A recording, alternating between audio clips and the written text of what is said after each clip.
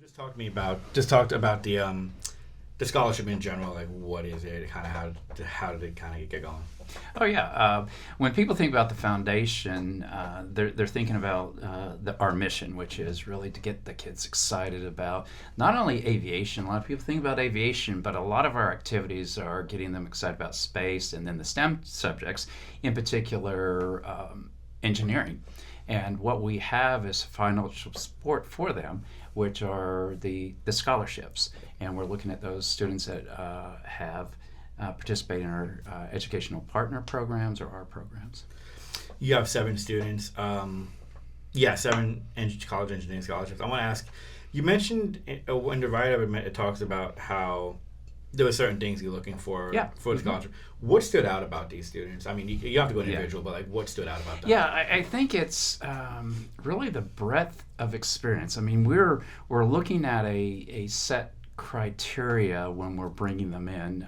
It's your classic, how are you doing academics, extracurricular, community involvement. But I think what comes out about the students that we select, whether it be this year or last year, is just that passion for aviation, the kind of that collaborative spirit they have, as well as giving back. And I think that's what's really interesting is, and what we look for is how they're giving back. It could be at the school, it could be with us, it could be with another organization in the community, but it's that holistic view. I think some scholarship programs are just looking at pure academics.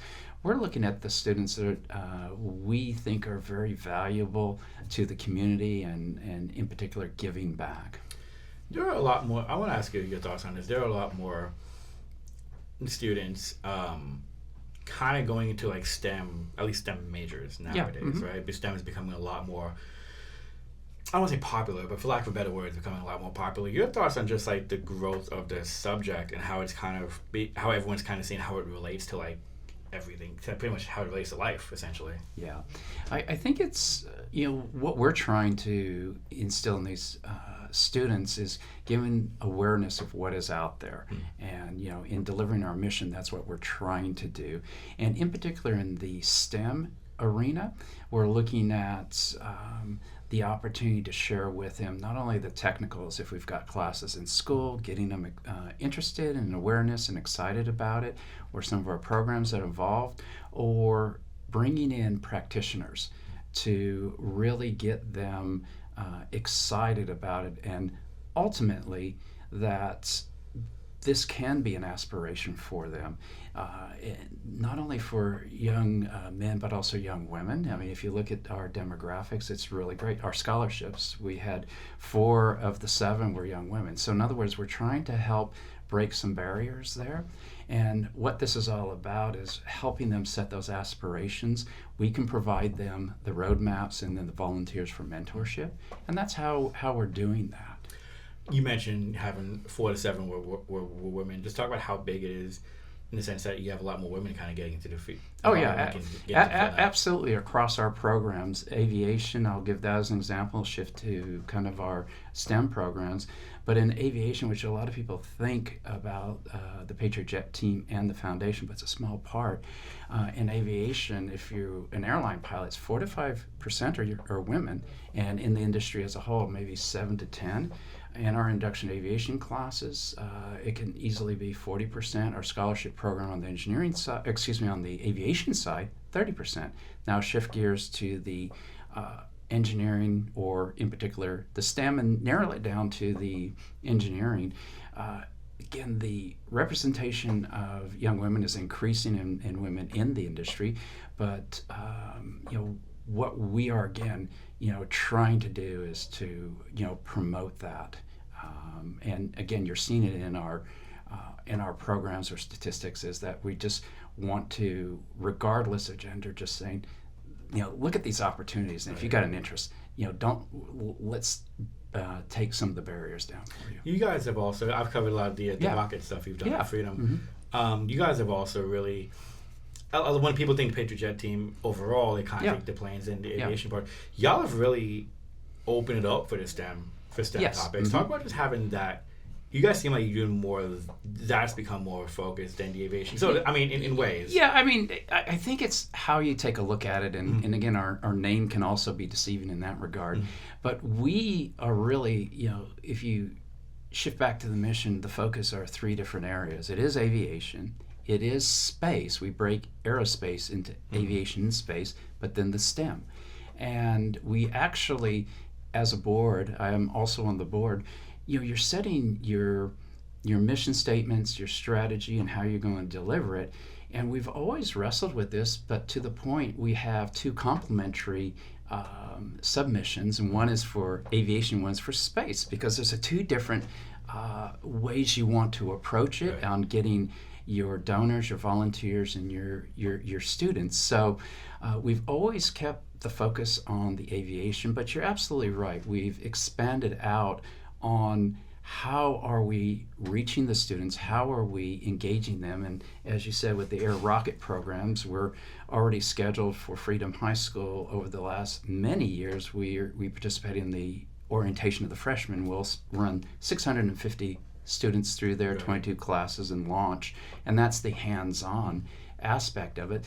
But that's just one school. We typically now are engaging about 5,000 students across the East Bay into the Central Valley, across 30 schools. We are working with, we'll do this again next year with the Atkins School at Lemoore Naval Air Station.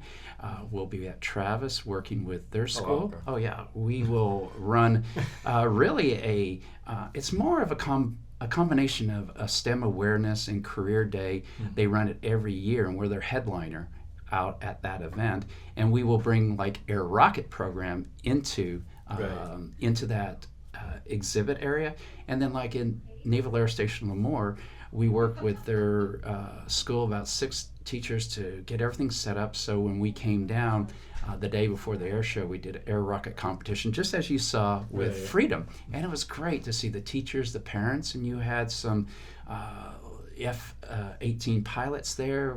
So 20 parents coming in and involving. But I think you had a lens into what we're doing with Freedom, and we try to do that with other schools and other programs. High altitude balloon program with Excelsior. The last several years we're working with the ports team, as far as that's the minor league for the Oakwood. And doing their educational day with the lead out there. Again, the rockets are really important. And this year we went to 2 of their events. We were the lead. In total, I would say 3,000 to 4,000 students we reached, and we're out on the field launching rockets. We're talking with the students and the teachers. So back to your question was, yes, we've expanded that quite a bit with the not only the subject matter, but also the financial support. And that's what you're seeing now over the last 3 years with the engineering scholarships. We finally are kind of have those funds available to do that. And over the next 5 years, the board's approved $150,000 in scholarships. It almost feels, and I'll get back to the scholarships in a second, but it almost feels as if the air rockets as freshmen is almost like the gateway into it, right? If you think about introducing engineering, I've seen you guys work with them on specific parts of the rockets. Oh, make sure the fin is right, watch your nose, make sure whatever it is. It's kind of cool to see, like, okay, this is like something as small as that, so to say, and which has now become tradition for every back to school. But something as small as that can actually lead, in a sense, can kind of lead to this. You mentioned the amount of students you've worked with. How hard is it to pick 7 students out of like how many? I mean, for me, ask how many applicants. Yeah, I think if you, in the way of a little background for your viewers, is that for us to take on the scholarship program, our view is always giving back to the community. So to be eligible for this, you have to be a participant in one of our programs or one of our partners' programs, just like with Freedom High School, Liberty, the others that we're working with.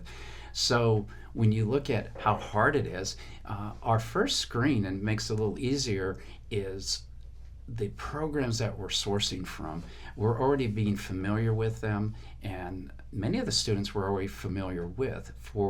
By way of example, with two of the schools, we support their robotics program through STEM grants. We introduced those a couple of years ago. To your point about growth, how can we continue to support these students? And through that support, you get to learn a little more about the programs, but more importantly, the students. And then to that point, then I, as an individual, am also volunteering, helping them. So you're seeing a lot of bright, driven students that have this ultimate career aspiration for engineering. So you're already becoming very familiar with them. And then when you see those kind of applications come across, you're able to, compare them to others. So, could we give more scholarships? Yes. Would we like to? Yes. But we're still bound by funding. But, when it comes right down to it, it is those final decisions are tough, but it is made a little easier because we know who they are. We know it's going to the community. It's not like someone that's in and out. Right. If that makes sense. Yeah. No, I totally get that. You mentioned the money part. If I may ask, you guys fundraise throughout the year, different various events and everything. Is that where the money for the scholarships came from? Yeah, we the funding for these scholarships, we have a separate kind of trust that was set up by a former organization, and it's the Philip E. Gannon. That's why we name it after him. He many years ago, he had a consulting engineering firm out of San Francisco, brought in many engineers to help support a foundation that they would give scholarships to promising students to promote engineering. As they were aging out as a board, many of them were in their late 80s, some early 90s, they wanted that spirit to go on. So they looked around the Bay Area to see who could continue that onward. And they approached us. We were already working with them on some funding they were giving us to promote our STEM programs. So we had about a 2-year discussion with them, and part of it was how do we keep the spirit of what he wanted to do, as well as what we want to do within the community, where they were offering those scholarships to anyone in the state. We wanted to limit it to the community, and they agreed to that. So that helped us put the seed funding for our engineering scholarship program. But again, we stay true to our mission, and that is we want to really give back to the community.